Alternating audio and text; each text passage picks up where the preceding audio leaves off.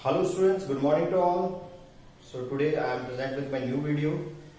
This video I have prepared as synopsis of chapter number 2 of the +1 business studies.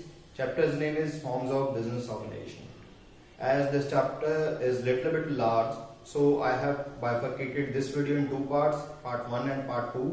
In part 1 we will cover our topic up to the merits and limitations of the partnership, and next topics we will cover in our next video. So start करते हैं. As you have already read in the first chapter कि business क्या होता है, industries क्या होती हैं, commerce क्या है, डिफरेंस क्या है इनमें, ह्यूमन एक्टिविटीज इकोनॉमिक है, नॉन इकोनॉमिक है. इकोनॉमिक को आगे तीन तरह से बाइफरकेट किया आपने, बिजनेस, प्रोफेशन, एम्प्लॉयमेंट है, या फिर अलग अलग तरीके से बाइफरकेशन किया आपने. इसके बाद नेक्स्ट स्टेप क्या आता है, जब बिजनेस और ट्रेड को या कॉमर्स को आप लोग आइडेंटिफाई कर लेते हो कि आप किस तरीके का बिजनेस ओपन करना चाहते हो. There are various forms of the business organisation which are available to a new entrepreneur और न्यू बिजनेसमैन, कि वो कोई भी अपनी form of business organisation choose कर सकता है. इसीलिए इस साइनॉप्सिस वीडियो में मैं आपको एक क्विक रीजन दूंगा जो हमने चैप्टर नंबर 2 में अलग अलग इनके बारे में पढ़ा था. इनको मैं थोड़ा सा एक ब्रीफ रिव्यू दूंगा सभी के बारे में, क्या क्या इनके मीनिंग है, फीचर्स हैं, मेरिट्स हैं, कौन कौन सी फॉर्म्स ऑफ बिजनेस ऑर्गेनाइजेशन. अगर हम बात करें, there are variety of business organisation, forms of business organisation which are available to an entrepreneur. Like first one is sole proprietorship. Sole proprietorship. Next one is joint Hindu family business. Next is partnership firm या partnership type of business. One is cooperative societies and last one is joint stock company. आज की video में मैं आपको ये तीन points के बारे में बताऊंगा कि ये तीन फॉर्म्स ऑफ बिजनेस ऑर्गेनाइजेशन क्या होती हैं, क्या इनका मीनिंग है, क्या फीचर्स हैं, क्या इनकी लिमिटेशंस हैं, इसके बारे में हम पढ़ेंगे. जो भी नेक्स्ट पार्ट रहेगा फॉर्म्स ऑफ बिजनेस ऑर्गेनाइजेशन का, वो हम नेक्स्ट वीडियो में कवर करेंगे. देखिए फर्स्ट पार्ट में सोल प्रोप्राइटरशिप, ये सबसे पहली फॉर्म ऑफ बिजनेस ऑर्गेनाइजेशन है. सोल मींस अकेला, proprietor owner. As the name suggest, sole proprietorship होता क्या है, in which a single person starts his business and invests capital and risk bear कर रहा है. अकेला बंदा अपना बिजनेस स्टार्ट कर रहा है, पैसा लगा रहा है, कैपिटल लगा रहा है, रिस्क अकेला बियर कर रहा है, और प्रॉफिट भी है वो अकेला ही रिसीव कर रहा है बिजनेस से. That kind of business is known as sole proprietorship. ये इसका मीनिंग आ गया. आप जनरल लाइफ में छोटी छोटी दुकानें देख रहे हो, चाहे वो ग्रोसरी स्टोर्स हैं, सैलून है, जो सिंगल ओनर द्वारा रन किया गया है, these all are sole proprietorship. कोई एक्ट नहीं इनके लिए, कोई रजिस्ट्रेशन नहीं, कुछ नहीं जरूरी. बहुत ईजी, आप जब आपका दिल करे आप खोल सकते हो ऐसे बिजनेस को थोड़े से पैसों से. इन्वेस्टमेंट डिपेंड करती है आप कितना बड़ा बिजनेस खोलना चाहते हो उस फॉर्म में, सिंगल ओनरशिप में. ये था इसका मीनिंग. इसकी फीचर्स की बात करें, फीचर्स में देखिए फर्स्ट वन इज फॉर्मेशन. सबसे इजी फॉर्मेट करना होता है बिजनेस, क्योंकि इसमें कोई भी लीगल रिस्ट्रिक्शन या लीगल कॉम्प्लिकेशंस नहीं है. इजिली कोई एक्ट नहीं, हमें कोई रेड टेपिज्म वाली बात नहीं है कि हमें डॉक्यूमेंट साइन करवाने पड़ेंगे. हम जब अपना दिल चाहे ऐसे बिजनेस को स्टार्ट कर सकते हैं. और क्लोजर, फॉर्मेशन और क्लोजर बंद भी हम अपनी मर्जी से कर सकते हैं ऐसे business. Second one is liability. Liability means कि बिजनेस का दायित्व जो ओनर होता है यहां पे, उसकी लायबिलिटी क्या रहती है, अनलिमिटेड. अनलिमिटेड का मीनिंग क्या होता है, देखिए, in case his business suffer losses he may has to sell his personal asset to pay that losses. कि अगर सोल प्रोप्राइटर का बिजनेस लॉस में चला जाता है तो उसको अपनी पर्सनल एसेट्स भी बेचनी पड़ सकती हैं अपने बिजनेस को, जो लॉस को पे ऑफ करने के लिए. इसे बोला जाता है unlimited liability. Sole proprietorship business का सबसे बड़ा नुकसान भी यही है. लिमिटेशंस में भी हम पॉइंट पढ़ेंगे. थर्ड फीचर है सोल रिस्क बियरर और profit recipient. Sole risk bearer and profit recipient, कि जैसा कि नेम में मैंने बताया, वो अकेला पर्सन है जिसने बिजनेस स्टार्ट किया है, खुद ही वो सारा रिस्क बियर करेगा, खुद ही सारे प्रॉफिट लेगा. ये फीचर क्लियर है. नेक्स्ट है control. As I have already discuss कि सोल अकेला आदमी है, वही सारे बिजनेस को क्या करेगा, मैनेज भी करेगा और कंट्रोल भी करेगा। Next feature is no separate legal entity. No separate entity, इस टर्म को ध्यान से सुनेंगे। सेपरेट एंटिटी क्या होती है? एंटिटी मींस ऑनर या बिजनेस, सेपरेट मींस अलग। ऑनर के अलावा बिजनेस की कोई सेपरेट एग्जिस्टेंस नहीं है। ये कंपनी फॉर्म ऑफ ऑर्गेनाइजेशन में ये फीचर होती है। देखिए, अगर कल को ओनर की डेथ हो जाती है तो बिजनेस चलता रहता है इन केस ऑफ कंपनीज, लेकिन सोल प्रोप्राइटरशिप में क्या है, बिजनेस और ओनर दोनों क्या माने जाते हैं, सेम माने जाते हैं। अगर बिजनेस का लॉस हुए तो वो ओनर पे करता है।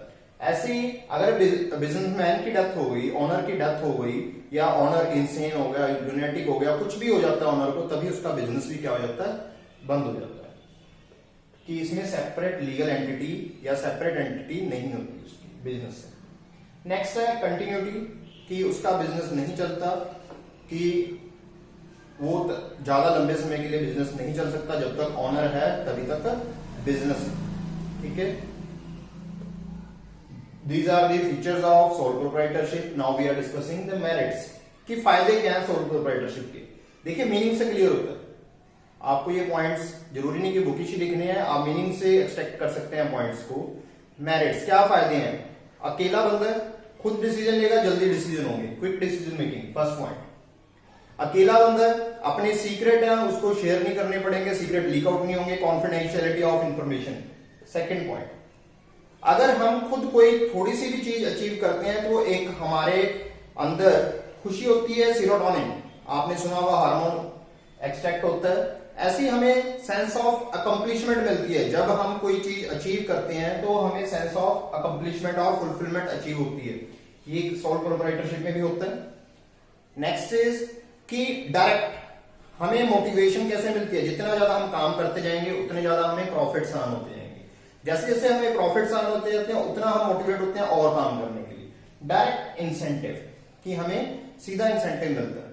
Next one is ease of formation. आपको मैं पहले ही बता चुका हूं कि इसमें लीगल कॉम्प्लिकेशंस नहीं होती, कोई रजिस्ट्रेशन नहीं है, कोई एक्ट नहीं है, तो बनाना क्या है, बहुत इजी है। फॉर्मेशन सोल प्रोप्राइटरशिप की इजी है। हर सिक्के के दो पहलू हैं। अगर किसी चीज के कुछ बेनिफिट है तो लिमिटेशंस भी होती हैं। जैसे सोल प्रोप्राइटरशिप में मीनिंग में मैंने बताया, अकेला बंदा, रिस्क बहुत ज्यादा, उसको पैसे उसको अकेले को लगाने पड़ेंगे तो रिसोर्सेज लिमिटेड है। अकेला बंदा उसी को मैनेज करना पड़ेगा, किसी की सलाह नहीं ले सकता, कोई एक्सपर्ट नहीं हायर कर सकता, तो मैनेजरियल स्किल भी कमी। ये ऐसे पॉइंट बन सकते हैं। मैंने कुछ पॉइंट लिखे हैं। लिमिटेड रिसोर्सेज बता चुका हूं मैं, पैसा कम है उसके पास। मैनेजरियल स्किल की कमी है क्योंकि अकेला बंदा वो एक्सपर्ट हायर नहीं कर सकता। अनलिमिटेड लायबिलिटी, ये मैंने फीचर्स में भी पढ़ाया था कि in case of losses he may have to sell his personal assets to pay off the business losses. अपनी खुद की असेट्स भी बिक सकती हैं। बिजनेस था 1 लाख रुपए का, उसमें लॉस चला गया तो उसको खुद अपनी असेट्स बेच के भी वो पूरे करने पड़ेंगे पैसे। Last one is limited life. Business की लाइफ जो होती है वो क्या होती है, लिमिटेड। अनलिमिटेड लाइफ नहीं होती, जैसा कि कंपनीज के केस में होता है। एक कंपनी अगर स्टार्ट होती है तो वो काफी लंबे सालों तक चलती है, ऑनर्स आते रहते हैं जाते रहते हैं। लेकिन सोल प्रोप्राइटरशिप में जब बिजनेस मैन गया तभी अपना बिजनेस भी गया। Second type of business organisation is joint Hindu family business. ध्यान दीजिए, ये सिर्फ इंडिया में प्रिवेल करती है, जॉइंट हिंदू फैमिली बिजनेस। जरूरी नहीं कि हिंदू फैमिली ही होगी, नाम है जस्ट इसका हिंदू फैमिली, ये कोई भी रीजन से हो सकते हैं, बस इस एक्ट के अंडर रजिस्टर होना जरूरी है। चाहिए क्या इसमें, क्या क्या इसका मीनिंग क्या होता है? देखिए, जब एक ही फैमिली के मेंबर्स रजिस्टर करवा लेते हैं इस एक्ट के अंडर, इसमें एक एक्ट चलता है हमारा, वो मैं फीचर्स में पढ़ा रहा हूं। पहले देखिए, एक फैमिली के कुछ मेंबर्स हैं, उन्होंने बिजनेस स्टार्ट कर लिया, अपने में से एक हेड चुन लिया जो कि उनके बिहाफ पे सभी डिसीजन लेगा और सभी को कंट्रोल करेगा। Like in your family business आप देखते हो, अगर आपके ग्रैंडफादर है या फिर आपके फादर ही हो सकते हैं जो मेन हेड है फैमिली के, और वही सारे बिजनेस को मैनेज कर रहे हैं। ठीक है, ऐसे बिजनेस को जॉइंट हिंदू फैमिली बिजनेस भी बोला जाता है। और ये जो फॉर्म ऑफ बिजनेस ऑर्गेनाइजेशन है इंडिया में प्रिवेल कर रही है, सिर्फ बाहर नहीं है। इसकी कुछ फीचर्स देखिए। First one is formation. Formation देखिए, ये एक एक्ट के अंडर रजिस्टर्ड करवानी पड़ेगी, joint Hindu family succession act 1956। ध्यान से देखिए, ये किस एक्ट के अंडर स्टार्ट करनी होती है? Joint Hindu family succession act. इसी में मीनिंग क्लियर हो जाएगा। जब मैं फीचर में एक एक फीचर बता रहा हूं आपको, हम joint Hindu family business start करना चाहते हैं, हमें अपनी एप्लीकेशन देनी पड़ेगी, joint Hindu family succession act के अंडर रजिस्ट्रेशन करवानी पड़ेगी कि हम अपना बिजनेस खोलना चाहते हैं। लायबिलिटी, इससे पहले मैं बताता हूं। देखिए, एक तो मेन हेड हो गया जो बिजनेस के सभी डिसीजन लेगा, उसे बोला जाता है कर्ता। लायबिलिटी में 2 पॉइंट्स लिखूंगा।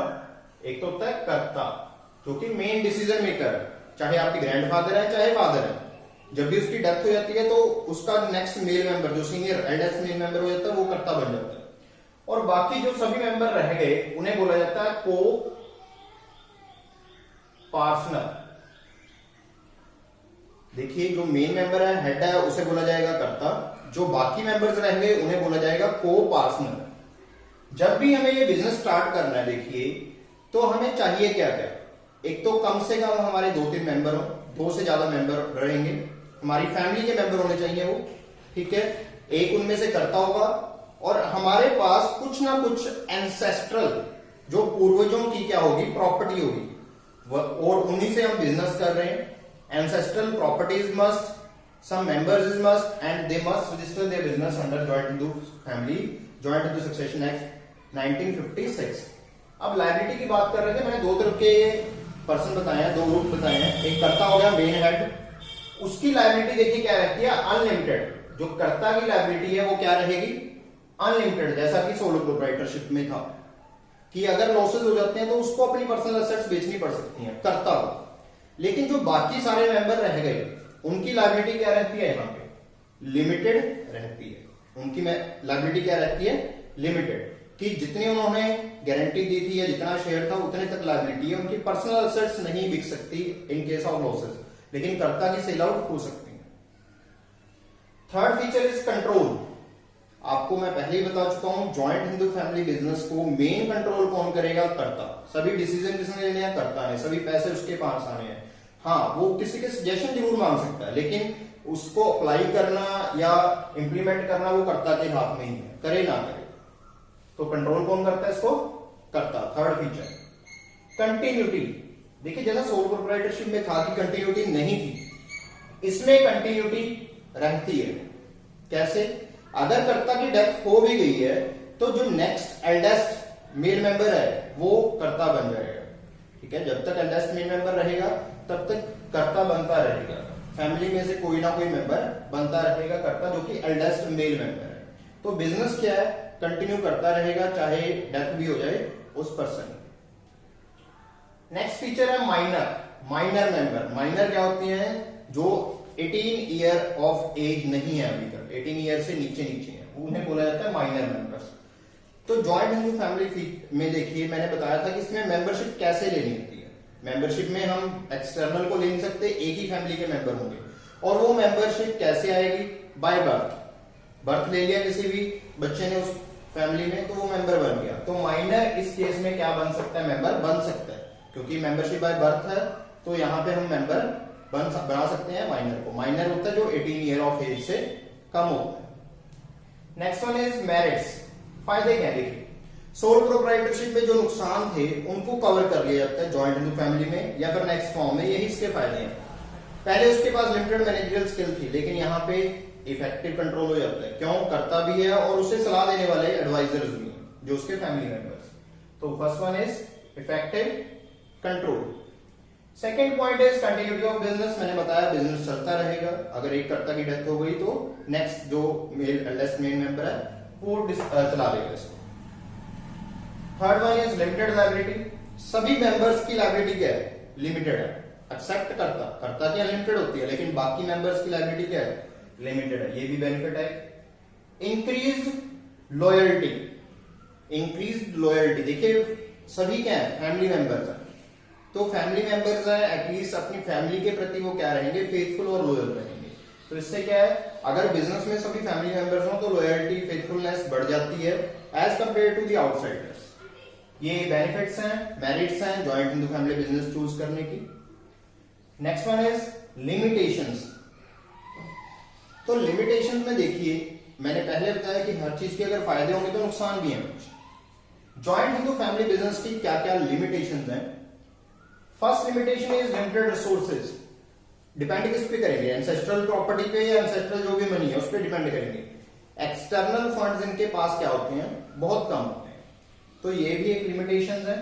लिमिटेड रिसोर्सेज की जो लिमिटेशन रहेगी वो सभी में लगभग रहेगी एक्सेप्ट कंपनी में बहुत ज्यादा पैसा होता है, उसके अलावा सभी में रिसोर्सेज क्या रहते हैं? लिमिटेड ही रहेंगे। Next one is unlimited liability of कर्ता। ये भी एक लिमिटेशन है। देखिए, जो कर्ता की लायबिलिटी है वो क्या रहती है इसमें? मैंने पहले ही बताया अनलिमिटेड, कि in case of losses he may have to sell his personal assets to pay off the firm's debt. जो भी अपने बिजनेस के डेट है उनको पे ऑफ करने के लिए उसे पर्सनल असेट्स या लॉसेस को पे ऑफ करने के लिए पर्सनल असेट्स भी सेल करनी पड़ सकती है। कई बार इसमें एक और लिमिटेशन बोल देते हैं कि कर्ता जो होता है वही मेन डिसीजन मेकर है, तो ये बात जो दूसरे मेंबर्स होते हैं उनको कई बार नहीं पसंद आती और वो ये कंप्लेंट करते हैं कि कर्ता की क्या है इसमें डोमिनेंस है, डोमिनेंस ऑफ कर्ता रहती है, ये भी लिमिटेशन है। Last one is limited managerial skill. क्योंकि देखिए ये सभी फैमिली मेंबर्स हैं, जरूरी नहीं कि इनमें से कोई एक्सपर्ट हो, एमबीए हो, सीए हो, तो ये जो एक्सपर्ट्स होते हैं उनको हायर करते नहीं, तो ये भी एक लिमिटेशन होती है कि मैनेजरियल स्किल इनके पास क्या है? लिमिटेड है। अभी तक हम दो फॉर्म्स ऑफ बिजनेस ऑर्गेनाइजेशन के गो थ्रू हो चुके हैं। सबसे फर्स्ट वन थी सोल प्रोप्राइटरशिप, जिसमें अकेला बंदा ओनर होगा, उसमें कोई एक्ट नहीं था। Second one is joint Hindu family business, जिसमें कि एक कर्ता बाकी सभी को पार्टनर और joint Hindu family succession act के अंडर एंसेस्ट्रल प्रॉपर्टी है उसको लेके वो बिजनेस स्टार्ट करते हैं। ऐसे एक और फॉर्म ऑफ बिजनेस ऑर्गेनाइजेशन है जो काफी कॉमन है, आप सभी देखते हो। This one is partnership form of business organisation, partnership business. होता क्या देखिए, व्हेन टू और मोर पर्सन, दो या दो से ज्यादा पर्सन अपना कॉमन कुछ पैसा लगाते हैं और अग्री करते हैं कि वो रिस्क शेयर करेंगे और एक बिजनेस स्टार्ट करेंगे with a motive to earn profit. Main motive क्या होगा? प्रॉफिट अर्न करना है। कॉमन एक पूल पैसा लगाएंगे, वो रिस्क शेयर करेंगे, क्यों? ताकि अपने बिजनेस से वो क्या कर सके? प्रॉफिट कमा सके। In India partnership are governed by the Indian partnership act 1932। Partnership का जो एक्ट है वो कौन सा है? 1932। दो या दो से ज्यादा पर्सन जब इस एक्ट के अंडर रजिस्टर्ड करवाते हैं, कोई भी और एक्ट जो पार्टनरशिप का था उसके अंडर रजिस्टर करवाते हैं, रजिस्ट्रेशन करवाते हैं, that is known as partnership business. और जैसे वो दोनों के बारे में हमने फीचर्स पढ़े हैं, इसके भी कुछ फीचर्स हैं। फीचर्स क्या रहेंगे देखिए। First feature is formation. Formation में मैंने बताया था कि एक्ट के बारे में बताना है। कौन सा एक्ट? पार्टनरशिप के लिए कौन सा एक्ट है? Partnership act 1932। इसमें फॉर्मेलिटीज क्या होती हैं? बहुत कम, जैसे कि सोल प्रोप्राइटरशिप में बिल्कुल नहीं थी, जॉइंट फैमिली में थोड़ी थी, इसमें भी थोड़ी सी फॉर्मेलिटीज रहती हैं। कोई ज्यादा हार्श कम्प्लेक्सिटीज नहीं होती या डिफिकल्ट पेपर वर्क नहीं होता इसको रजिस्टर करवाने के लिए। Next one is liability. Liability क्या रहती है इसमें? अनलिमिटेड। सभी पार्टनर की लायबिलिटी क्या रहेगी? अनलिमिटेड, कि अगर लॉसेज हो गए तो उन्हें अपनी पर्सनल एसेट्स भी क्या करनी पड़ सकती हैं? सेल करनी पड़ सकती हैं। Third one is risk sharing या रिस्क बेयरिंग। सभी पार्टनर्स क्या करते हैं? रिस्क को क्या करते हैं? शेयर करते हैं, क्योंकि पार्टनरशिप है। जो रिस्क होगा वो भी सभी में शेयर होगा, जो प्रॉफिट्स हैं वो भी क्या होंगे? सभी में शेयर होंगे। डिसीजन कौन लेता है इसमें या कंट्रोल कौन करता है? सभी मिलकर कंट्रोल करते हैं आपस में, क्योंकि सभी हैं, तीन चार पार्टनर हैं जो भी हैं, वो सभी मिलकर इसको क्या करेंगे? कंट्रोल करेंगे। Next one is continuity. Partnership form of business organisation में कंटिन्यूटी नहीं रहती। अगर डेथ हो जाती है किसी भी पार्टनर की तभी पार्टनरशिप क्या हो जाती है? एंड हो जाती है। डेथ हो जाती है, रिटायरमेंट हो जाती है, एडमिशन हो जाता है, तभी पार्टनरशिप क्या होगी? एक बार एंड होगी। हाउएवर कि बाकी पार्टनर डिसाइड कर सकते हैं कि अपना बिजनेस स्टार्ट करेंगे, लेकिन एक बार क्या हो जाता है? पार्टनरशिप का एंड हो जाता है उस टाइम। मेंबरशिप। मेंबर कैसे बन सकता है? मेंबर्स देखिए कितने मेंबर होंगे और कैसे बनेंगे? कम से कम 2 मेंबर। यहां से केस स्टडी आती है, क्वेश्चन आता है कम से कम कितने मेंबर चाहिए पार्टनरशिप में? 2। मैक्सिमम आपने याद रखने हैं 50। मैक्सिमम कितने हैं? 50 है। ये बताया हुआ कंपनीज एक्ट में, पार्टनरशिप के बारे में बताया किसने? कंपनीज एक्ट में, कंपनी का एक्ट था 2013, वहां पे डिफाइन किया हुआ कि maximum number of partnership in a partnership firm can be 50 according to rule number 10। लेकिन एक और एक्ट दिया हुआ वहां पे, सेक्शन 464, वहां पे 100 भी बताया हुआ। आपको अगर एमसीक्यू आता है तो आपने वहां पे एमसीक्यू में ऑप्शन देखना, अगर 50 है तो 50, अगर 100 दिया हुआ है तो 100।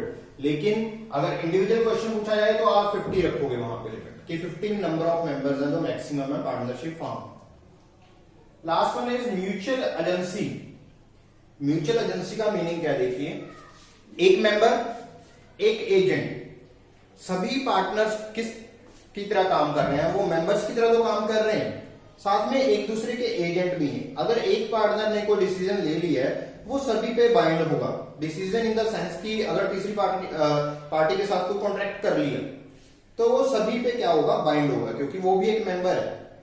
अगर उसने डिसीजन ले किसी एक्सटर्नल पार्टी के साथ कोई कॉन्ट्रैक्ट कर लिया पार्टनरशिप के नेम से, तो दूसरे पार्टनर मना नहीं कर सकते, क्योंकि म्यूचुअल एजेंसी है। म्यूचुअल मीन्स वो सभी एक दूसरे के क्या है?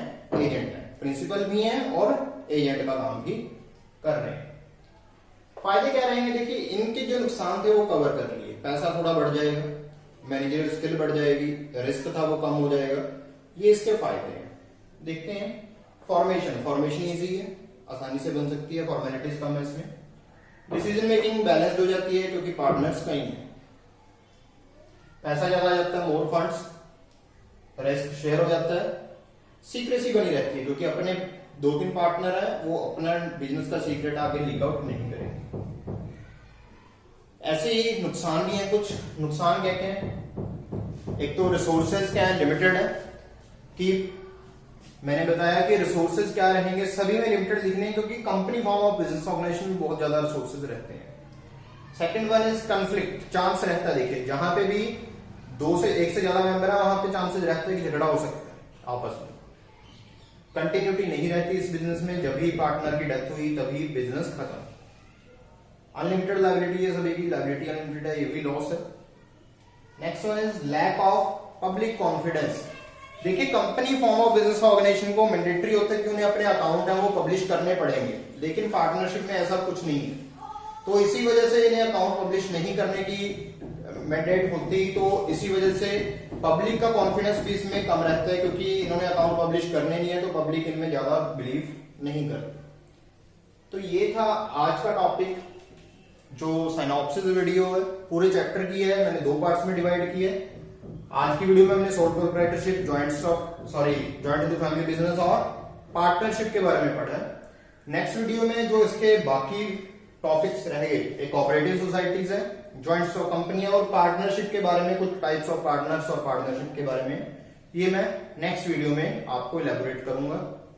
आई होप कि सभी को समझ में आ गया होगा। अगर आप इसमें कोई डिफिकल्टी फेस कर रहे हैं तो आप जो इनके मेन लेक्चर्स हैं उनके गो थ्रू कर सकते हैं। तो आज के लेक्चर में इतना ही। With this, thank you, signing of.